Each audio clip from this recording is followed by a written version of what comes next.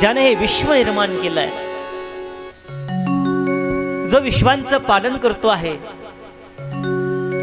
आणि वेळ आल्यानंतर जो विश्वामधून आपला निरोप आपल्याला देतो आहे, असा एकच भगवान परमात्मा आणि त्यांचं नाव आहे भगवान श्रीकृष्ण. देव हा एकच आहे, पण त्याची नावंही अनंत आहेत. जसा एखादा माणूस असतो, माणूस एक असतो पण नावं अनेक असतात.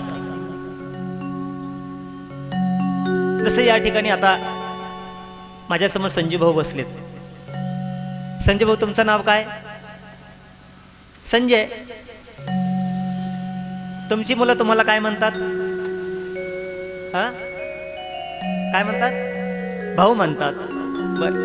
तुमची आई तुम्हाला काय म्हणते? संजू म्हणते.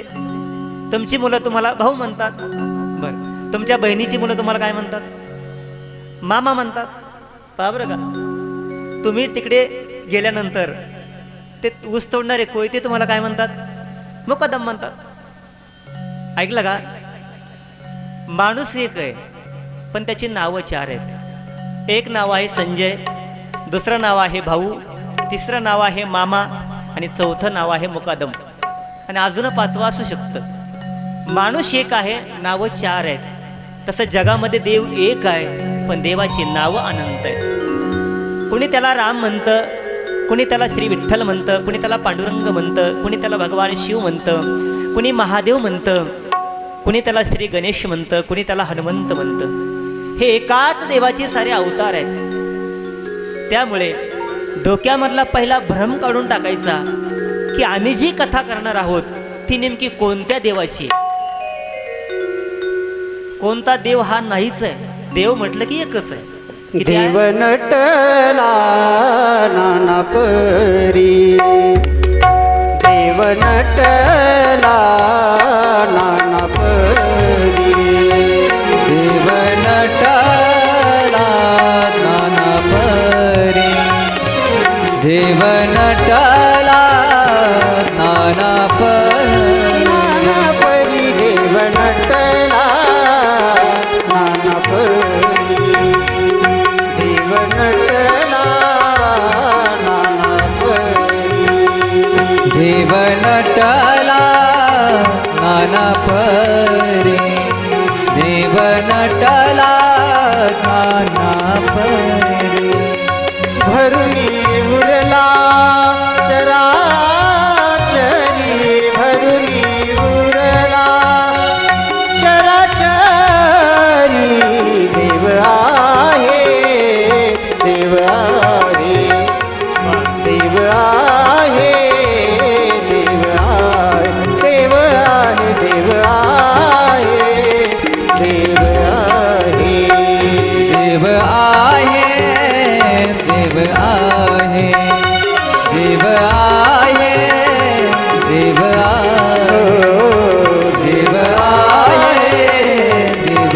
देव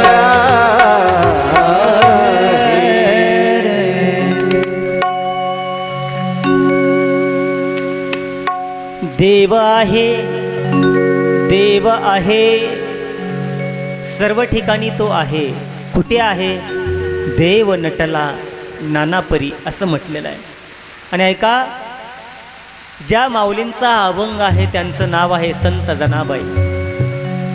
संत जनाबाईने म्हणावं, देव हा प्रत्येक ठिकाणी भरलेला आहे. प्रत्येक ठिकाणी देव नटला नानापरी.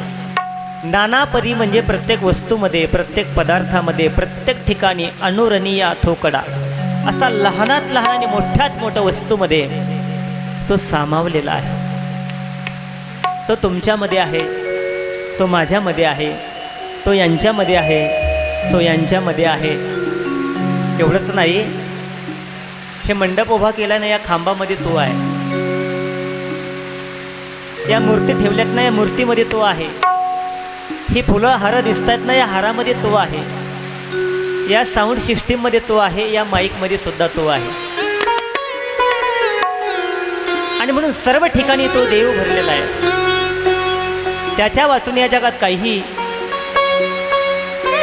वेगळी वस्तू आपल्याला दिसणार नाही. असा हा देव, याच देवाचं चिंतन आपल्याला इथून पुढे 7 दिवस करायचं. म्हणून ही भागवत कथा आपलं खऱ्या अर्थाने या ईश्वराचं चिंतन करण्यासाठी आज आपल्या भाग्यामध्ये येऊन ठेपलेली आहे. आणि तुम्ही मोठी पुण्यवान आहात की तुमच्या आणि माझ्या दैवामध्ये ही कथा आलेली आहे. खरं तर या कथेचं गायन मला वाटतं आपल्या गावामध्ये पहिल्यांदाच माझी कथा आहे. बाहेर अनेक भागवत कथा मी केल्या, पण यावर्षी गावातच भागवत कथा करावी असं मला वाटलं आणि तुम्ही त्याला होकार दिला. तुम्ही जर नाही म्हणाला असतात तर मग मलाही काही करता आलं नसतं. आणि त्यामुळे आज आपण सर्वजण एका मंडपामध्ये उपस्थित आहोत. भागवत कथा का करायची आणि गावात का करायची? कारण माझ्या गावाचा प्रश्न काय आहे ते मला माहिती आहे दादा. आज मला वाटलं होतं दादांना कथा करायला लावावी,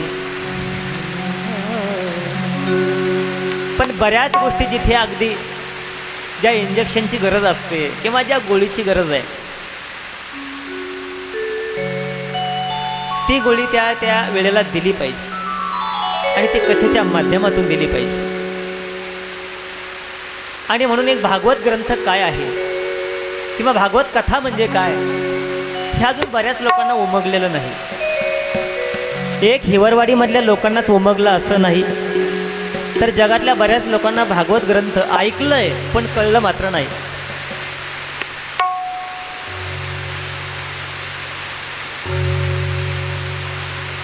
खरं तर या वरुण राजाची आपल्याला फार मोठी गरज होती बरं का. आणि जशी ही कथा निरंतर चालत राहणार आहे तसं यानं सुद्धा निरंतर चालत राहावं. कारण आत्तापर्यंत पाणी पडलंय पण पिकापुरतं पाणी पडलंय. अजून काही विहिरीचं पोट भरलं नाही आणि विहिरीचं पोट भरलं नाही म्हणजे आपलंही भरलं नाही. तेव्हा तो असा धो आलाच पाहिजे. आणि एक लक्षात ठेवा, ज्या ठिकाणी कृष्णाची कथा असते, ऐकलं का, ज्या ठिकाणी कृष्णाची कथा असते आणि सांगणाराही कृष्ण असतो त्या ठिकाणी पाऊस आल्याशिवाय राहत नसतो. तेव्हा असं मला बऱ्याच वेळा घडलेलं आहे. म्हणून चिंता करू नका. कधी त्याचा आवाज जास्त असेल, कधी माझा आवाज जास्त असेल, पण दोन्ही आवाज तुम्हाला आता सहन करायचेत आणि 7 दिवस सहन करायचेत. ऐकण्यासारखं असलं तरीही सहन करायचं ना ऐकण्यासारखं नसलं तरीही सहन करायचं आहे. पण एक लक्षात ठेवा, या व्यासपीठावर बसल्यानंतर मी श्रोता आणि वक्ता या 2 नात्यानंच तुमच्याशी बोलणार आहे. तेव्हा कदाचित कुणी काही वाईट वाटून घेऊ नका, तसे तुम्ही घेणारी नाहीत. पण माझ्या अंतकरणातली एक तळमळ आहे की भागवत कथा तुमच्या मनापर्यंत पोहोचली पाहिजे, तुमच्या हृदयाला मध्ये ती जाऊन भिडली पाहिजे. भागवत या शब्दाचा खरा अर्थ तुम्हाला कळला पाहिजे. आणि पुन्हा भागवत ऐकून आम्हाला काही कळलंच नाही असा प्रश्न तुमच्या मनात शिल्लक न राहिला पाहिजे. इतक्या सरळ आणि तरळ प्रकारे मी कथा सांगण्याचा प्रयत्न करणार आहे.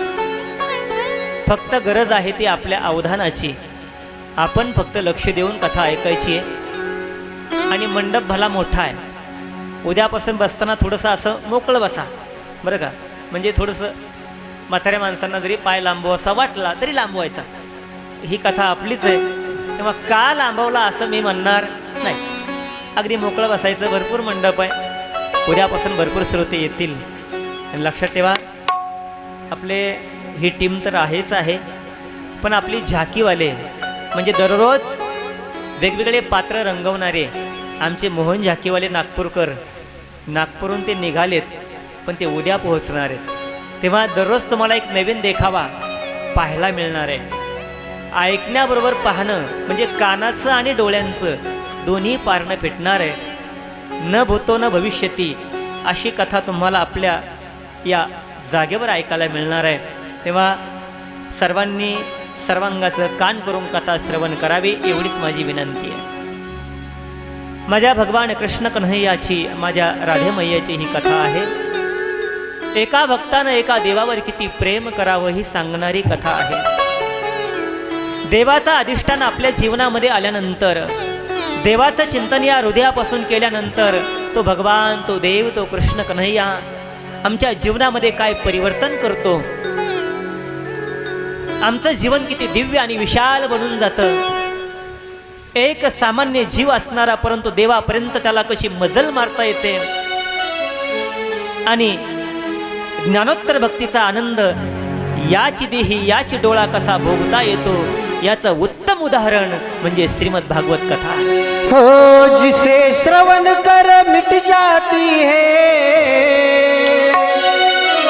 जिसे श्रवण कर मिट जाती है जन्म जन्म की व्यथा, ऐसी कृष्ण कथा, ऐसी कृष्ण कथा, अथ श्री कृष्ण कथा, हो ऐसी कृष्ण कथा, ऐसी राम कथा, ऐसे कृष्ण कथा, ऐसे कृष्ण कथा, ऐसे कृष्ण कथा. ओ जिसे श्रवण कर मिट जाती है, जिसे श्रवण कर मिट जाती है जन्म जन्म की व्यथा, ऐसी कृष्ण कथा, ओ अथ श्री कृष्ण कथा, अथ श्री कृष्ण कथा, अथ श्री कृष्ण कथा. ऐसे कृष्ण कथा, ऐसे कृष्ण कथा, ऐसे कृष्ण कथा, ऐसे कृष्ण कथा. जय हो. सरांची साथ म्हटल्यानंतर आम्हाला काहीच होणं नाही आणि शॉर्ट बट स्वीट कसं असावं ते सरांकडून शिकावं. त्यांनाही माहिती आहे, आधीच 4:30 डिक्लेअर केलेत. तेव्हा ही कथा काय करते तर आमच्या जीवनामधलं दुःख दूर करण्याचा प्रयत्न करते. ही कथा काय करणार आहे, आमच्या जीवनामध्ये आनंदाची प्राप्ती करून देणार आहे. ही कथा काय करणार आहे, आमच्या जीवनामध्ये पुण्य प्राप्त करून देणार आहे. ही कथा काय करणार आहे, आमच्या कुटुंबामध्ये शांती प्राप्त करून देणार आहे. ही कथा काय करणार आहे, माणसामध्ये आणि कुटुंबातल्या व्यक्तींमध्ये प्रेम निर्माण करणारी आहे. आणि ही कथा काय करणार आहे, आपल्या नवीन पिढीवर, आपल्या मुलांबाळावर सुंदर असे संस्कार करणार आहे. ही कथा काय करणार आहे, आपल्या समाजाला योग्य दिशेनं घेऊन जाणार आहे. आणि सर्वात महत्त्वाचं, ही कथा आपल्या जीवनाचा उद्धार करणार आहे. आणि म्हणून ही कथा आपल्याला श्रवण करायची आहे. बाळांनो फक्त मांडी घालून बसा, बसा, सारे मांडी घाला. त्यांना सांगा, हां, पाय सोडून बसायचं नाही. आणि म्हणून ही कृष्ण कथा आपल्या जीवनाला आनंद देणारी आहे. आज कथेचा पहिला दिवस आहे. कथा थोडा वेळच होणार आहे, पण ज्या कथेचं महात्म्य एवढं विशाल आहे, एवढं मोठं आहे,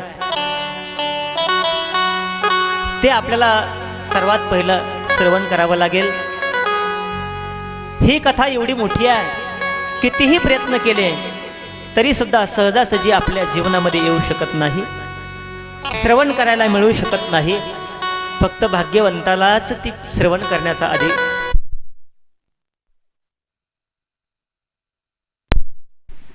आणि म्हणून आपण सर्वजण आहोत असं म्हटलेलं आहे ना, भाग्यवंता घरी भजन कीर्तन त्याची वाट पाहे रघुनंदन. तुम्ही सर्वजण भाग्यवान आहात की या कथेला आज आपण उपरोक्त आहोत. पण जेव्हा ही कथा गाण्याचा आणि श्रवण करण्याचा टाईम आला, वेळ आली, तेव्हा प्रसंग असा घडला. पाहता पाहता बातमी ब्रह्मदेवापर्यंत गेली आणि इंद्रदेव, वायुदेव, अग्निदेव साऱ्यांची त्या ठिकाणी बैठक बसलेली आहे. आणि बैठकीमध्ये असा विचार झाला, म्हणले मृत्यू लोकामध्ये भगवान शुकाचार्य कथा सांगतायत, राजा परीक्षितीला सांगतायत. एवढा मोठा आपला स्वर्ग असताना सुद्धा स्वर्गामध्ये कथा नाही आणि मृत्यूलोकामध्ये कथा. आणि मीटिंगमध्ये असं ठरलं, म्हणजे काही झालं तरी चालेल, कितीही पैसे लागले असतील तरी चालेल, पण तुम्ही मृत्यूलोकामध्ये जा आणि ती कथा घेऊन तुम्ही स्वर्गामध्ये या. आणि स्वर्गातले इंद्रदेव, वायुदेव, अग्निदेव हे बाकीचे सारे देव मिळून मृत्यूलोकामध्ये आले. ऐका मी काय सांगतो. स्वर्गातले देव या मृत्यूलोकामध्ये आले आणि आल्यानंतर ज्या ठिकाणी कथा चालू आहे त्या ठिकाणी येऊन बसले, नमस्कार केला आणि आपल्या मनातलं शुकाचार्य मुनींना बोलून दाखवलं. मुनिवर, तुम्ही या ठिकाणी राजा परीक्षितीला कथा सांगता आहात ना? म्हणले हो, आमची इच्छा आहे, आम्ही उत्तरासाठी आतुर आहोत. ही कथा तुम्ही राजाला का सांगता? म्हणले राजालाच विचारा. राजा परीक्षितीनं सांगितलं, दादा, ही कथा ऐकण्याचं कारण एकच आहे, मला अमर व्हायचंय, माझ्या जीवनाचा उद्धार करायचा. इंद्रदेव म्हटले, बस एवढंच? राजा, तुला अमर व्हायचं असेल ना, मग त्याच्याकरिता कथा कशाला पाहिजे? म्हणले मग आम्ही अमृत घेऊनच आलो. म्हणले हे अमृत घे आणि तुझी भागवत कथा आम्हाला दे. हे ऐकलं भगवान शुकाचार्यांनी गालामध्ये हसू आलं. आणि मोठी माणसं जेव्हा हसतात ना, त्याचा अर्थ फार वेगळा असतो. सामान्य माणसं कशालाही दातं काढतात, पण मोठी माणसं ठराविक वेळेलाच हसतात. आणि मोठ्या माणसाचं हसणं सुद्धा कळण्यासाठी माणूस इतका मोठा असावा लागतो. तसं भगवान शुकाचार्य हसले, त्या हसण्याचं गुह्य इंद्रदेवाला कळलं आणि इंद्रदेवानं विचारलं, मुनिवर, आपण हसलात आम्हाला कळलं नाही. तेव्हा भगवान शुकाचार्य म्हणतात, इंद्रदेवा, मला नवल्या गोष्टीचं वाटतंय. तुम्ही कथा ऐकणारे भक्त आहात की कथेला विकत घेणारे व्यापारी आहात, तेच मला आज कळत नाही. म्हणलं म्हणजे तुम्ही जर कथा श्रवणासाठी आला असाल तर तुम्ही कथेची किंमत आमच्या जवळ केली नसती. ज्या अर्थी तुम्ही आज किंमत करताय त्या अर्थी तुम्ही भक्त नाही आहात, तुम्ही व्यापारी आहात. म्हणले म्हणजे? शुकाचार्य म्हणतात, राजा, तुम्ही स्वर्गाचे राजे आहात, तुम्हाला जास्त बोलण्याची गरज नाही. पण एक सांगू का, हिऱ्याची आणि गारगोटीची बरोबरी कधी होत नसते, एवढं फक्त लक्षात ठेवा. तरीही इंद्रदेवाला कळलं नाही. आणि मग इंद्रदेवाने प्रश्न केला, जरा फोडून सांगा. हे तुमच्याकरता बोलतो मी, थोडंसं आता फोडून. इंद्रदेव म्हटले, शुकाचार्य म्हणतात, इंद्रदेवा ऐक, अरे ज्याप्रमाणे हिऱ्याची आणि गारगोटीची बरोबरी होऊ शकत नाही, त्याप्रमाणे तुमच्या स्वर्गातल्या अमृताची आणि आमच्या या भागवत ग्रंथाची बरोबरी होऊ शकत नाही. हो अमृत है हरि नाम जगत में, अमृत है हरि नाम जगत में, इसे छोड़ विषय रस पीना क्या, हरि नाम नहीं तो जीना क्या, हरि नाम नहीं तो जीना क्या, हरि नाम नहीं तो जीना क्या, हरि नाम नहीं तो जीना क्या, हरि नाम नहीं तो जीना क्या. अमृत है हरि नाम जगत में, अमृत है हरि नाम जगत में, इसे छोड़ विषय रस पीना क्या, हरि नाम नहीं तो जीना क्या, हरि नाम नहीं तो जीना क्या. हरिनाम, हरिकथा हे अमृत आहे, याला पुरावा आता मिळाला आहे. आणि अशा अमृतापेक्षा सुद्धा अतिशय महत्त्वाची असणारी श्रीमद भागवत कथा. आणि म्हणून ज्या अर्थी अमृतापेक्षाही श्रेष्ठ आहे, त्या आरतीचं महात्म्य किती मोठं असेल हे आपल्या लक्षात आलं असेल.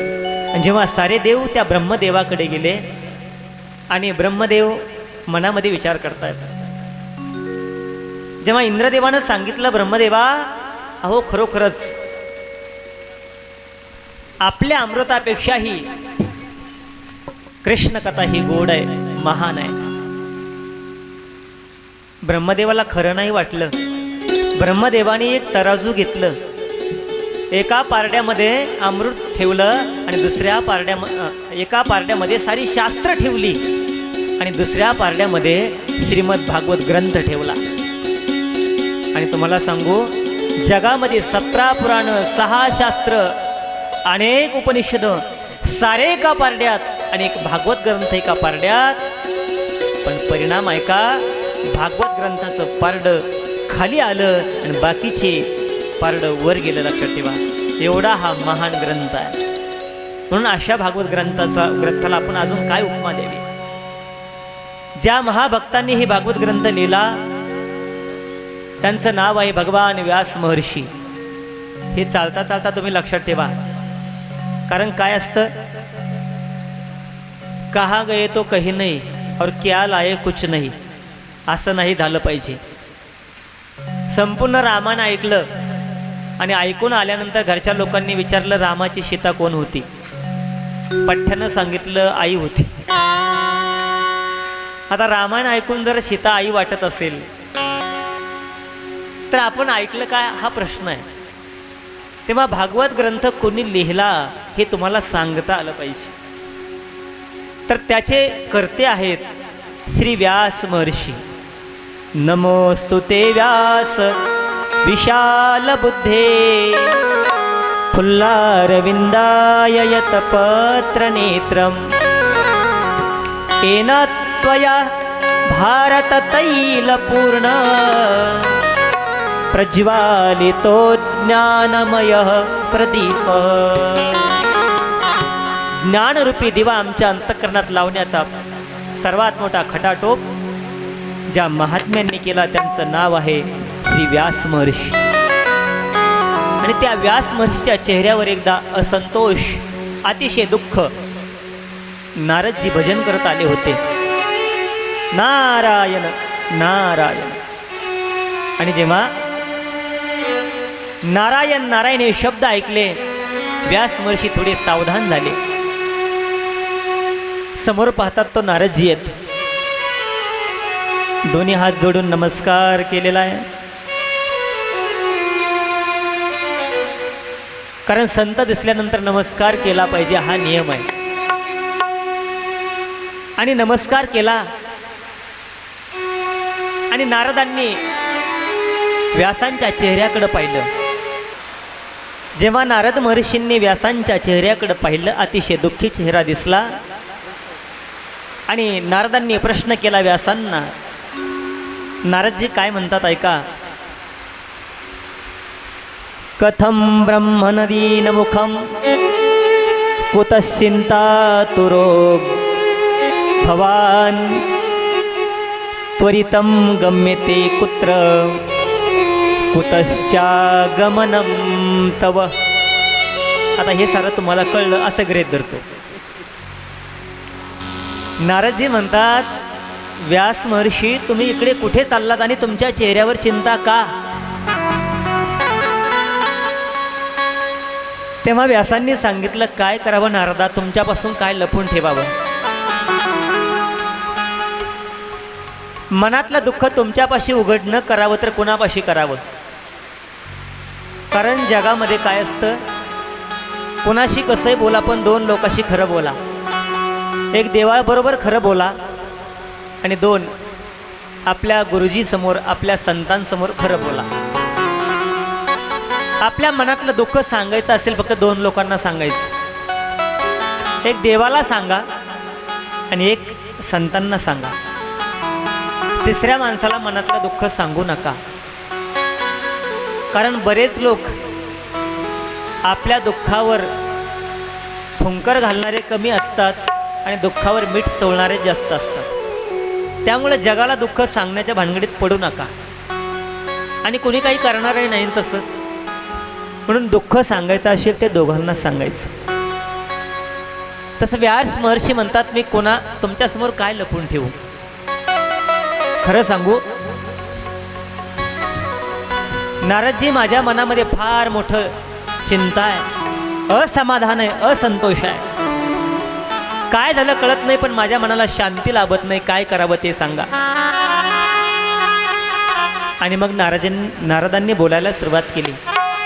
नारदजी म्हणतात, व्यासदेवा ऐका, तुमच्या दुःखाचं कारण मला कळलंय, तुम्ही लक्ष देऊन ऐका. म्हणजे नारदजी म्हणतायत व्यासांना, तुमच्या दुःखाचं कारण एकच आहे. तुम्ही आत्तापर्यंत अनेक शास्त्रांचं लिखाण केलंय, अनेक ग्रंथाचं लिखाण केलंय, अनेक उपनिषदांची रचना केली आहे, अनेक लोकांना कथा सांगितल्यात, अनेक लोकांना कीर्तनं सांगितलीत, पण तुमच्या मनाला शांती मिळाली नाही. करून काही फरक नाही. म्हणले मग असं करा, आत्तापर्यंत तुम्ही जे जगाला सांगितलंय ना, हे जगानं कसं वागावं आणि कसं जगावं हे सारं सांगितलंय. पण ज्या चिंतनानं आपल्या मनाला शांती मिळेल, समाधान मिळेल, अशा भगवान कृष्ण कथेचं गायन मात्र तुम्ही केलेलं नाही. आता जर तुम्हाला करायचं असेल तर तुम्ही भगवंताच्या लीलेचं गायन करा, भगवान कृष्ण कथेचं चिंतन करा, तीच कथा जगाला सांगा. नक्कीच तुम्हाला समाधान लाभल्याशिवाय राहणार नाही.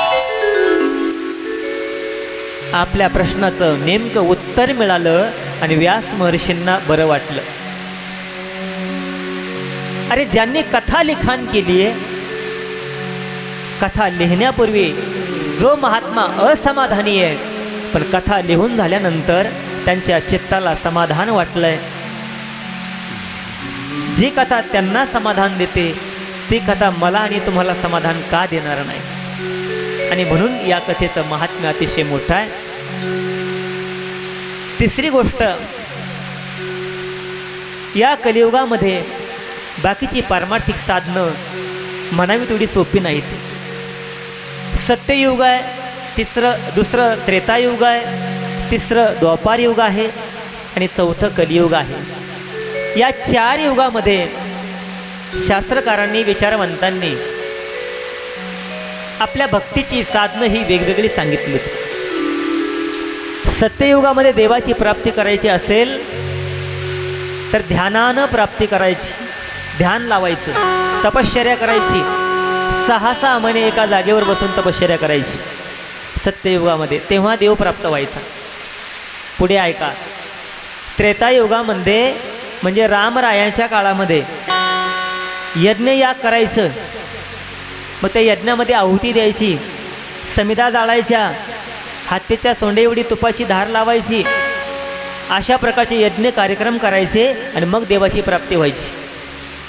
युग बदललं, द्वापार युग आलं. द्वापार युग आल्यानंतर मग तिथे थोडी भक्तीची व्याख्या अजून बदलली आणि द्वापार युगामध्ये देवाची प्राप्ती ही पूजा अर्चा करून होऊ लागली. पूजा करायची, नैवेद्य, गंध, अक्षदा, तिलक, द्रव्यदान, धूप, दीप, फूल, पुष्पमाला हे सारं अर्पण करायचं, षोडशोपचारे पूजा करायची आणि मग देवाची प्राप्ती व्हायची. पण माणसाला तेही जमेना, कारण पूजा करणं एवढं सोपं नाही. माणसाला वाटतं काय देवपूजा करायची, पण देवपूजा करणं, शास्त्रानुसार देवपूजा करणं किती अवघड आहे तुम्हाला सांगतो. एक छोटासा पॉईंट सांगतो. आपण सारी माणसं आहात. पूजेला पाणी घेताना किती घ्यावं, आचमनाला पाणी किती असावं, पण ते पाणी घेतल्यानंतर कुठलं असावं, कोणत्या पात्रामध्ये घ्यावं, पूजा झाल्यानंतर ते पाणी कुठे टाकावं, हे फार बारीक नियम आहेत. बरं, पूजेला वस्त्र कोणतं असावं, पूजेला खाली पाठ कोणता असावा, बरं पूजा कोणत्या दिशेला बसून करावी, बरं नैवेद्य कोणत्या देवाला कोणता असावा, हे सारे अगदी एकदम कठीण प्रश्न आहेत. साधा नियम सांगू का तुम्हाला? देवाला गंध लावताना कोणत्या बोटानं लावावा यालाही नियम आहे. आता तुम्ही कोणत्या बोटानं गंध लावता मला काही माहीत नाही, पण देवाला कोणत्या बोटानं गंध लावावा, माणसाला कोणत्या बोटानं गंध लावावा, आता हे बऱ्याच लोकांना माहीत नाही ना. होय भाऊ, देवाला गंध लावताना कोणत्या बोटानं लावायचा? कोण सांगतं? कोणत्या? 2 बोटाने, करंगळी बसल्या बोटानं. हे बोट एवढं खतरनाक आहे, ते एकटं वर करताच येत नाही, ती वर पळते, त्याच्याबरोबर ती लगेच येते पहा. असं लक्षात असं आहे. तेव्हा या बोटानं देवाला गंध लावायचा.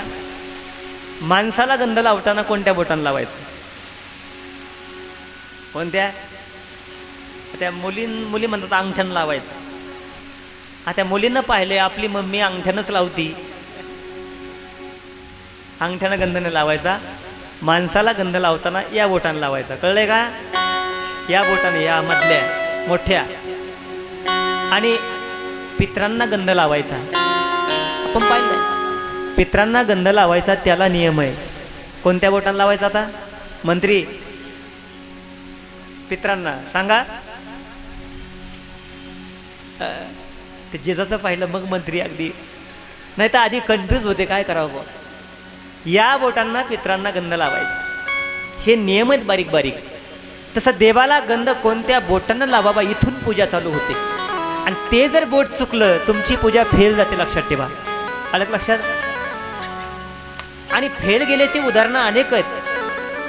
आतापर्यंत आपण इतक्या देवपूजा केल्या, पण कधी देव आपल्याबरोबर बोलला? बोला ना, बोलला नाही. इतके तुम्ही देवाला नैवेद्य ठेवले, पण कधी देवानं खाल्ला नाही. बरोबर आहे का? इतक्या वेळा देवाचं तुम्ही सारं हळद कुंकू वाहिलं, पण कधी त्या देवानं आपल्या माथ्यावर टिळक लावला? हे का झालं? आपली पूजा जशी करावी तशी आपण करत नाहीत. अर्थ इतकाच आहे, देवपूजा ही माणसाला सामान्य वाटत असली, सोपी वाटत असली, तितकी सोपी नाही आहे, लक्षात ठेवा. महाराज, मग या कलियुगामध्ये देवाची भक्ती तर आम्हाला करायची, देवाची प्राप्ती तर आम्हाला करायची, मग नेमकं काय केलं पाहिजे?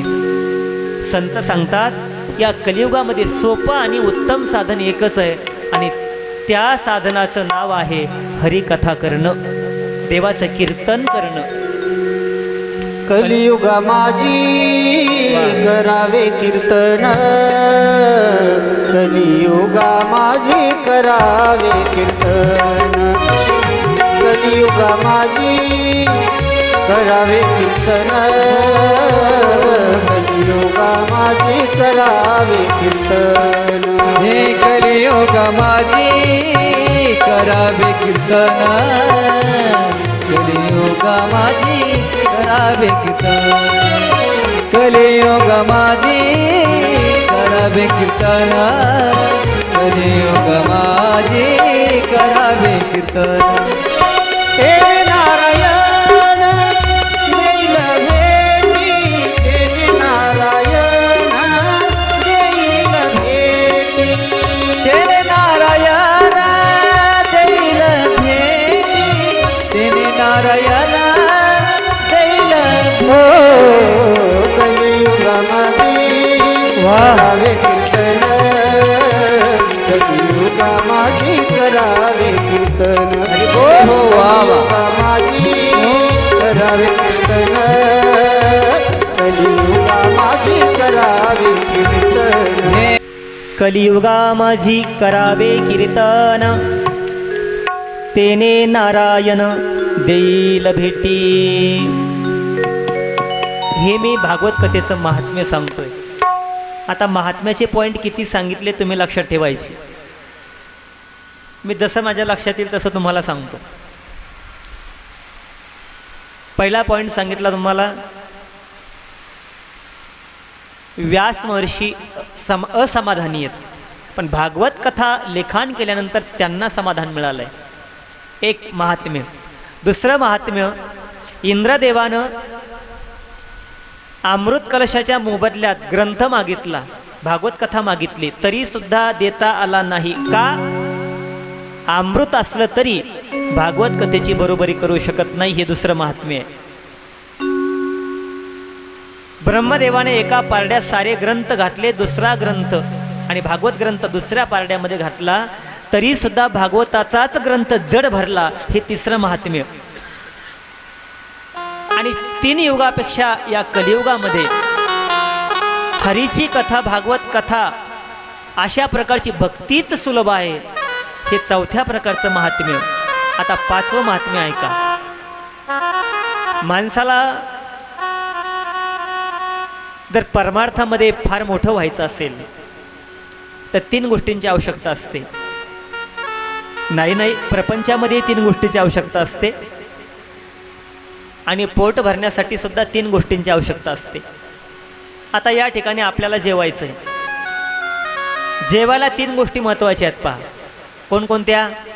1 अन्न, 2 पाणी आणि 3 कोण सांगतं? जेवायला 3 गोष्टी महत्त्वाच्या. 1 अन्न, 2 पाणी आणि 3 अग्नी. आलं लक्षामध्ये? उदक, अग्नी, धान्य, केल्या घडे पाक, हे 3 एकत्र आल्याशिवाय पोटपूजा होत नाही, म्हणजे भोजन होत नाही. जसे या तिघांशिवाय भोजन होत नाही तसं तिघाशिवाय भजन होत नाही. ते कोण कोण ऐका. 1 आहे ज्ञान, दुसरा आहे वैराग्य आणि तिसरी आहे भक्ती. ज्याला परमार्थामध्ये उंच जायचं आहे ना त्याच्याकडे हे 3 पाहिजेत. 1 ज्ञान पाहिजे, 2 वैराग्य पाहिजे आणि 3 भक्ती पाहिजे. नुसती भक्ती असेल पण ज्ञान नसेल तर ती भक्ती आंधळी असू शकते. माणसाकडे ज्ञान आहे पण भक्ती नाही, ते ज्ञान अहंकाराला जन्म देऊ शकतं. आणि नुसतं वैराग्य आहे, मनात भक्तीचा लवलेश नाही, ज्ञानाचा पत्ता नाही, असा माणूस माणसाला नीट बोलू शकत नाही. सदा कदा तो नुसता चिडचिड करत असतो. म्हणजे नुसतं वैराग्य महत्त्वाचं नाही, नुसती भक्ती नाही आणि नुसतं ज्ञान नाही. तुम्हाला मोठं व्हायचं असेल ज्ञान पाहिजे, वैराग्य पाहिजे आणि भक्तीसुद्धा पाहिजे. भक्ती ते नमन, वैराग्य तो त्याग, ज्ञान ब्रह्मी भोग, ब्रह्मतनू देहाच्या निरासे, पाविजे या ठाया, माझी आईशी काया जवनो हे. किती सुंदर प्रमाण आहेत. म्हणून ज्ञान, वैराग्य आणि भक्ती तिघांची आवश्यकता आहे. एकदा असा प्रसंग घडला. नारदजी अगदी 3 ताळामध्ये गमन करतायत आणि फिरत फिरत मृत्यू लोकामध्ये आले. नारदांनी साऱ्या ठिकाणी पाहिलं आणि जेव्हा मृत्यू लोकामध्ये आले तेव्हा त्यांना एक असा घोळका बसलेला दिसला. आणि घोळका बसलेला दिसला त्याच्यामध्ये कोण होतं? एक तरुण स्त्री, दोन्ही डोळ्यातून 2-2 अश्रू आणि रडत होती. तिच्या सभोवती 10-5 बाया बापड्या बसलेल्या. साऱ्यांच्या मध्ये ती जीवांच्या आकांतानं रडत होती. आणि तिचं ते रडणं नारदांनी लांबूनच पाहिलं. पण मनामध्ये विचार आला, सारं महिला मंडळ बसलेलं आहे. मनामध्ये विचार आला, आपण तिला जाऊन विचारावं, ताई तुला काय झालंय? पण विचारावं तर कसं विचारावं? कारण पण 10-5 स्त्रिया ज्या ठिकाणी बसलेल्या असतात ना, नियम आहे कोणत्याही पुरुषांनी त्यांच्यामध्ये कधी जायचं विचारल्याशिवाय, परवानगीशिवाय मध्ये जायचं नाही. नारदांना वाटलं जाऊ द्या, काय करायचं आहे आपल्याला, आणि पुढे निघाले. त्या रडणाऱ्या भक्तीनं कसं पाहिलं माहीत नाही की नारदजी इथून चाललेले आहेत आणि हे संत आहेत. आपल्या मनातला प्रश्न जर आपण त्यांना सांगितला नक्कीच आपल्याला उत्तर मिळाल्याशिवाय राहणार नाही. कसं पाहिलं माहीत नाही. आणि तशी भक्ती ताटकन उठली, ती स्त्री ताटकन उठली आणि नारदांच्या कडे गेली. साष्टांग नमस्कार घातलेला आहे आणि नमस्कार घालून मग त्या नारदांनी तिला विचारलं, ताई तू कोण आहेस, काय तुझं नाव? तेव्हा तिनं सांगितलं माझं नाव भक्ती आहे. नारदजी विचारतात अगं तू का रडतेस आधी ते सांग. मग तिनं सांगितलं बाबा ऐका, माझी 2 मुलं आहेत, एक आहे ज्ञान आणि दुसरं आहे वैराग्य. आणि ते समोर पडलेत दोघं पण, दोघं म्हातारे होऊन पडलेत. नारदजी माझा तुम्हाला एक प्रश्न आहे, आई म्हातारी असते का मुलं म्हातारी असतात हो? आता तुम्हालाही प्रश्न विचारतो, आई म्हातारी असते का मुलं म्हातारी असतात? बोला ना. आई म्हातारी असते, मुलं तरुण असतात. या ठिकाणी उलट घडलं. भक्ती माता ती होती ना, ती अगदी तरुण सुंदर दिसत होती, पण तिचे 2 मुलं ज्ञान आणि वैराग्य हे म्हातारे निश्चित पडलेले होते. आणि भक्ती आपल्या मनातलं दुःख व्यक्त करायला लागली.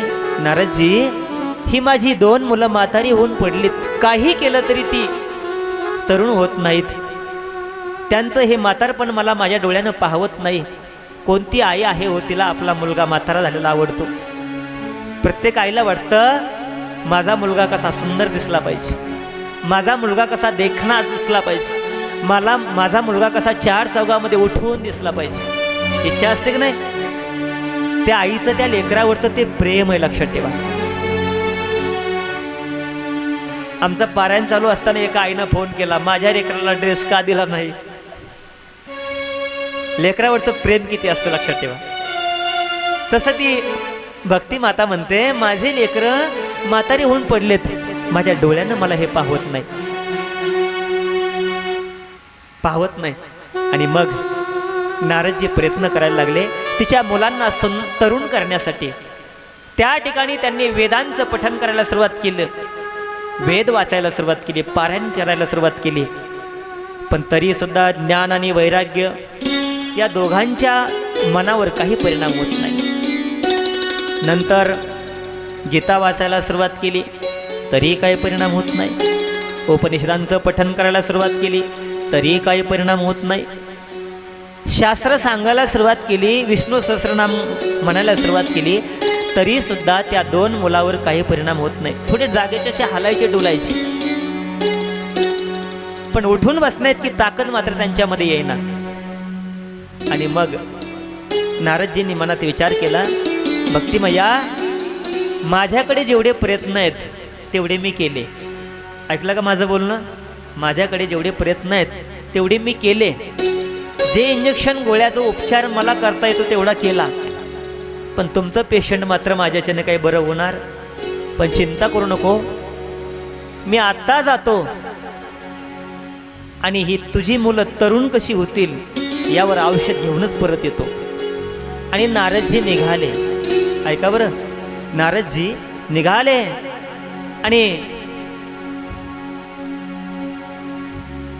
चालत असताना देवाचं भजन चालू आहे. नारायण नारायण वा. नारायण श्रीमन्नारायण नारायण नारायण नारायण नारायण श्रीमन्नारायण नारायण नारायण हे नारायण नारायण नारायण नारायण नारायण नारायण नारायण नारायण नारायण नारायण ओ नारायण नारायण नारायण हे नारायण नारायण नारायण ओ नारायण नारायण नारायण नारायण ओ नारायण नारायण श्रीमद नारायण नारायण नारायण नारायण नारायण श्रीमद नारायण नारायण नारायण नारायण नारायण नारायण नारायण नारायण नारायण नारायण नारायण नारायण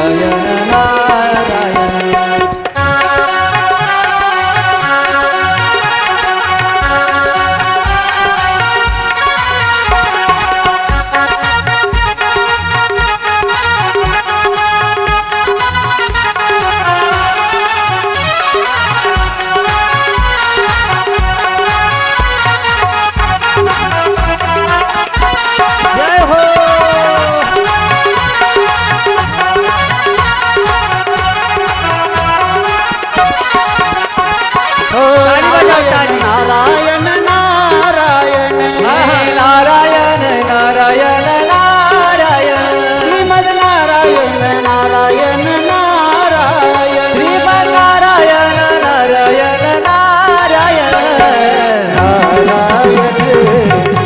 नारायण नारायण नारायण नारायण नारायण श्रीमन्नारायण नारायण नारायण नारायण नारायण श्रीमन्नारायण नारायण नारायण श्रीमद्नारायण नारायण नारायण श्रीमन्नारायण नारायण नारायण गोपाल कृष्ण भगवान की जय. भजन अशा प्रकारचं सुंदर आणि नारदजी करत निघाले. आता नारदजीच्या चेहऱ्यावर चिंता आहे. का? एक माऊली रडते ना, तिचं दुःख मला दूर करायचंय. फार महत्वाचा पॉइंट लक्षात ठेवा.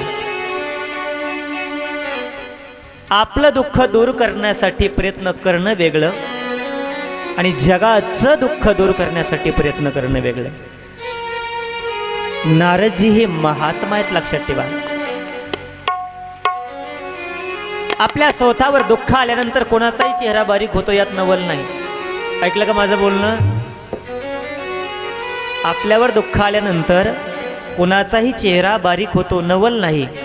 पण समाजावर आलेलं दुःख, समाजावर आलेलं संकट, त्यामुळे ज्याचा चेहरा बारीक होतो ना, त्यांना तर संत म्हणतात.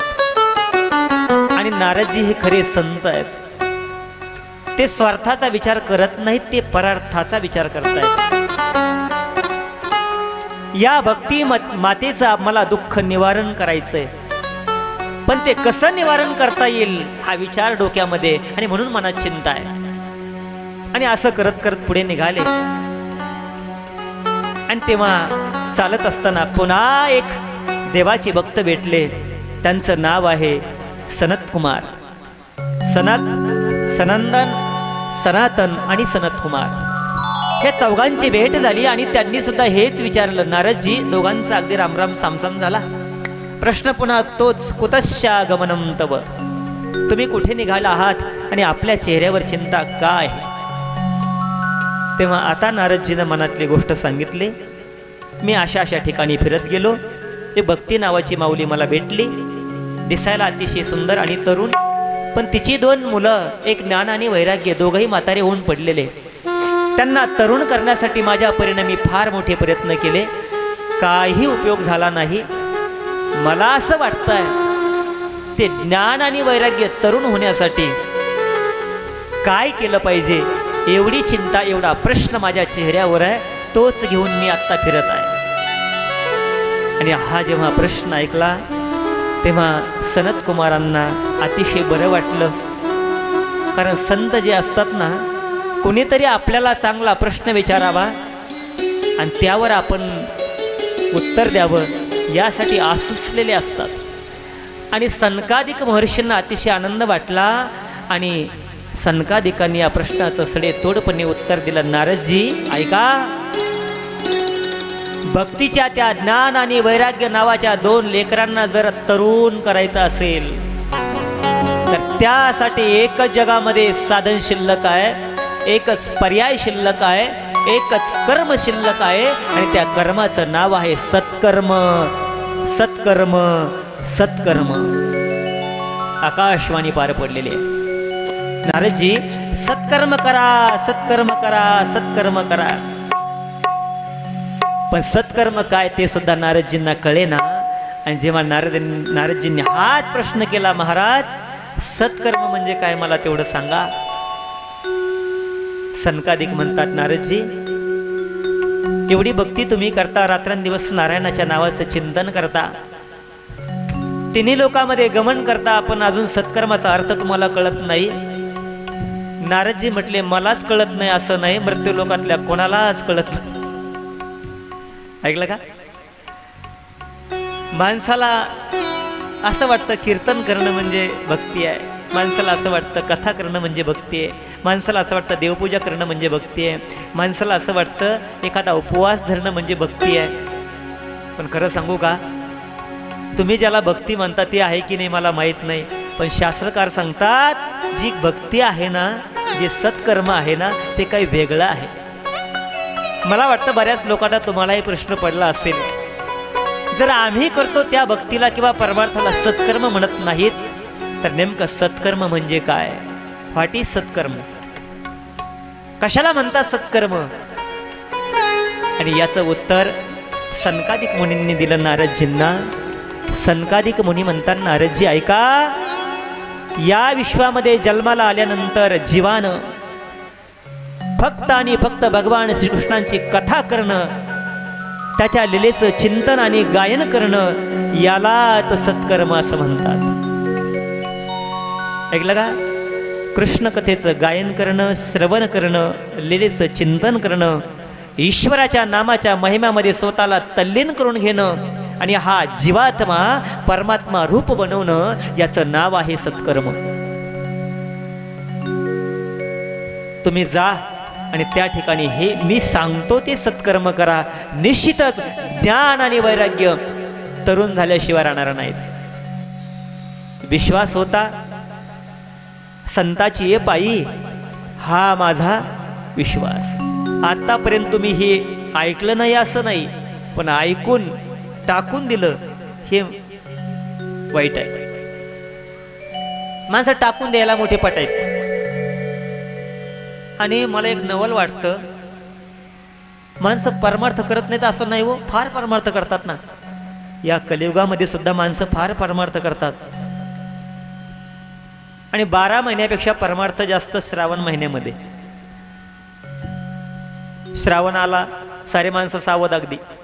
शनिवार धरायचे, सोमवार धरायचे. आता काही काही महात्मे पूर्ण महिना उपवास धरतात, तोही भाग वेगळा आहे की नाही. महिनाभर उपवास म्हणजे काय? श्रावण धरलाय, महिनाभर श्रावण उपवास करतात. आणि महिन्याचा कसर एका करीच्या दिवशी काढतात, हे वाईट. म्हणजे पूर्ण बंगला अगदी रचून पूर्ण करायचा आणि एका दिवशी लुटून द्यायचा, असं तेच अर्थ आहे. माणसं परमार्थ करतात, पण केलेला परमार्थ शाबूत ठेवीत नाहीत, हे वाईट आहे. सनत कुमारांनी सांगितलं, सत्कर्म हे जीवनातलं सर्वात मोठं कर्म आहे आणि ते तुम्ही करा. भगवंताचं चिंतन करून आपला देह ब्रह्मरूप करणं, याला सत्कर्म म्हणतात. जा कथा करा, ज्ञान वैराग्य तरुण होतील. ऐकलं आणि निघून गेले. विश्वास ठेवला. भक्तिमातेच्या जवळ गेले आणि सांगितलं, भक्तिमाते, तुझ्या प्रश्नाचं उत्तर आता मिळालंय. यू डोंट वरी, चिंता करू नकोस. आता मी तुझ्या ज्ञानाला आणि वैराग्याला तरुण करणार आहे. आणि मग त्याच ठिकाणी विनंती केली नारदजींनी सनत कुमारांना, महाराज, ईश्वराची कथा करणं, भगवान श्रीकृष्णांच्या लीलेचं गायन करणं, यालाच जर सत्कर्म म्हणत असाल तर ते सत्कर्म तुमच्याच शुभास्ते पार पाडूया. आणि नारदजींनी सनत कुमारांना व्यासगादीवर बसवलं. सनत कुमार व्यासपीठावर बसलेले आहेत आणि त्या ठिकाणी कथेचं आयोजन नारद महर्षींनी केलेलं आहे. साऱ्या देवादिकांना निमंत्रण दिलं. यक्ष, गंधर्व, किन्नर, पितर सर्वांना निमंत्रण दिलेलं आहे. मनुष्य, पशु, पक्षी, जीव, जंतू, झाडं, झुडपं सर्वांनाही आमंत्रण दिलेलं आहे. साधू मुनींनाही त्या ठिकाणी बोलवलेलं आहे.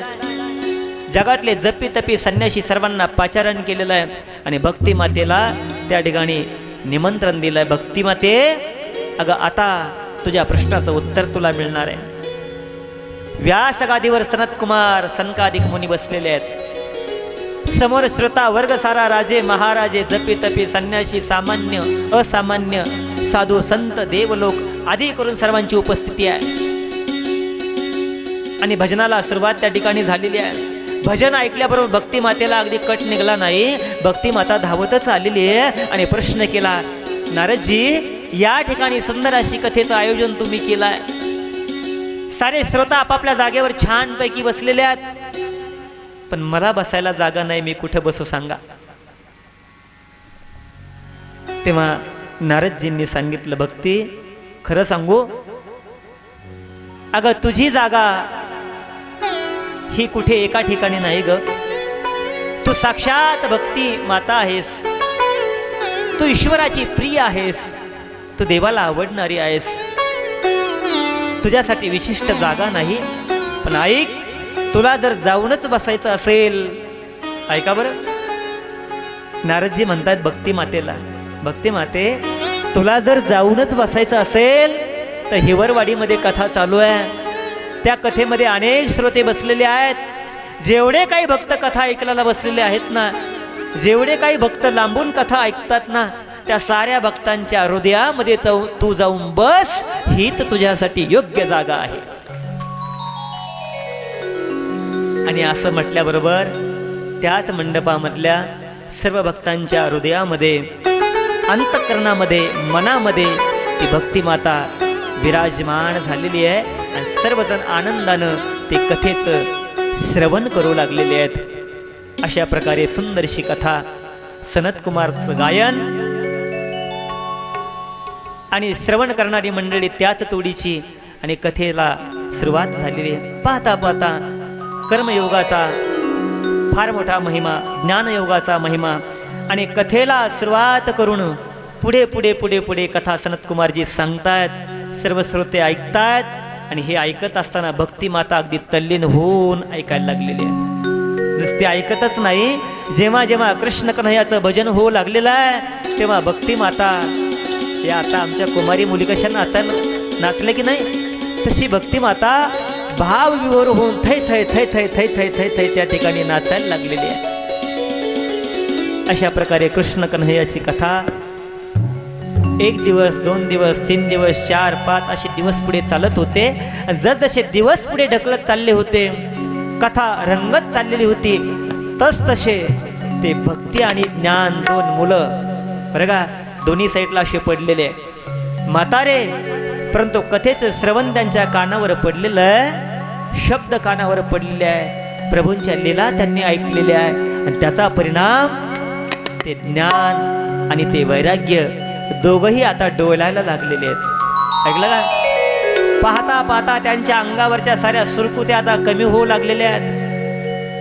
त्यांचे लटकलेले कान आता छान होऊ लागलेले आहेत. त्यांचं भलं सडपातळ नाक आता गुबगुबीत होऊ लागलेलं आहे. त्यांचे बसलेले गाल आता सफरचंदासारखे वर येऊ. अशा प्रकारे सारा त्यांच्यामध्ये फरक पडत चाललेला आहे. आणि आतापर्यंत काळे कुट्ट मरणासन्न अवस्थेमध्ये असलेले ज्ञान आणि वैराग्य आता एकदम तरुण होऊन उठून बसलेले आहेत. आणि याचा आनंद भक्तीला झालेला आहे. भक्ती माता जेव्हा आपल्या ज्ञान आणि वैराग्य या 2 लेकराकडे पाहते, साक्षात माझी चंद्र सूर्य आणि भक्ती मातेने त्यांच्याकडे पाहिल्याबरोबर तिला आनंदाचा महापूर आलेला आहे. तिचा आनंद गगनामध्ये माविनासा झालेला आहे. आपल्या मुलांकडे पाहून झालेला आनंद भक्ती मातेला राहावं नाही. आणि थै थै थै थै थै थै थै थै भक्ती माता नाचायला लागलेली आहे. जीवनाचं सार्थक झालंय असं भक्ती मातेला वाटायला लागलं. आपल्या दोन्ही लेकरांना गोंजारलं, तोंडावरून हात फिरवला, डोक्यावरून हात फिरवला आणि भक्ती माता अतिशय आनंदित झालेली आहे. हा या कथेचा महिमा आहे. भाविकांनो ऐका, आपणही सर्वजण भक्तीच करत आहोत. आपण फक्त भक्ती करत आहोत. पण जोपर्यंत आपल्या अंतःकरणात असलेली भक्तीला एक ज्ञानरूपी मुलगा, ऐकलं का, एक ज्ञानरूपी आणि दुसरा वैराग्यरूपी, हे 2 मुलं आपल्या भक्तीच्या मनातल्या भक्तीच्या पोटी जन्म घेत नाहीत. ऐका बरं थोडंसं बारकाईनं. भक्ती साऱ्यांच्या अंतःकरणात नाही असं नाही. प्रत्येकजण कोणाची ना कोणाची भक्ती करतोच. पण जोपर्यंत आपल्या मनातल्या भक्तीला ज्ञान आणि वैराग्यरूपी 2 मुलं जन्माला येत नाहीत, तोपर्यंत आपली भक्ती ही भक्ती वान जाईल. लक्षात ठेवा.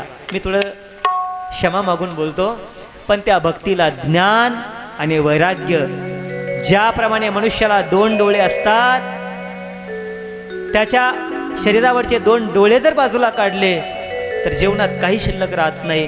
तसं भक्तीच्या